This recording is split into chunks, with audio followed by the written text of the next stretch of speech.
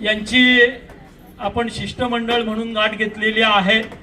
त्यांच्याकडे मुख्यमंत्री देवेंद्रजी फडणवीस, उपमुख्यमंत्री आणि नगरविकास मंत्री एकनाथ शिंदे आणि दुसरे उपमुख्यमंत्री अजितदादा पवार यांना देण्यासाठी आपण निवेदन दिलेली आहेत। निवेदनामध्ये आपण त्यांच्याकडे बैठकीसाठीचा वेळ मागितलेला आहे आणि या प्रश्नावर त्यांची बैठक आमच्या सोबत करून देण्याची व्यवस्था माध्यम म्हणून आपण करा, अशा पद्धतीची विनंती आपण आयुक्तांना केलेली आहे। त्यांनी तात्काळ मी आपली निवेदन मुख्यमंत्री आणि दोनही उपमुख्यमंत्र्यांना पाठवतो आणि बैठकीसाठी आपल्याला वेळ द्यावी म्हणून प्रस्ताव देखील मी महापालिकेच्या वतीनं पाठवतो असं आपल्याला सांगितलेलं आहे।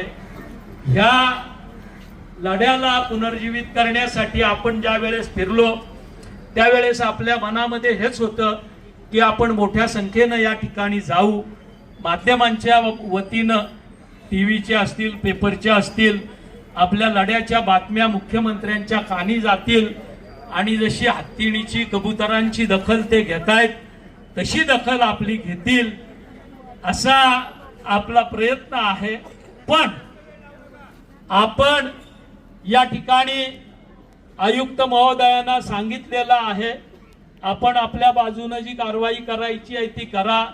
जर मुख्यमंत्री आणि दोन्ही उपमुख्यमंत्र्यांकडून शासनाकडून आपल्याला सकारात्मक प्रतिसाद आला नाही तर अनंत चतुर्दशीच्या गणपतींचं विसर्जन झाल्यानंतर तातडीनं आपण या विषयावर निर्णायक असं आंदोलन हाती घेणार आहोत।